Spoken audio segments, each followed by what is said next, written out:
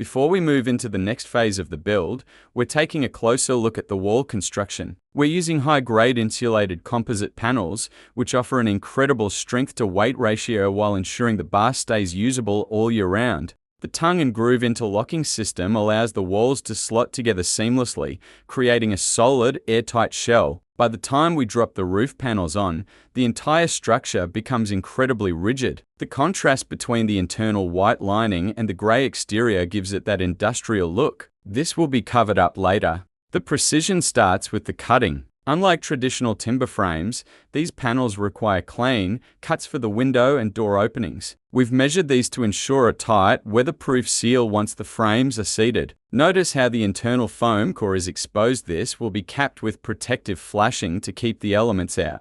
With the French doors now fitted into the custom-cut aperture, the bar is finally starting to take its true shape. Next, we'll be looking at securing the roof and finishing the exterior trim.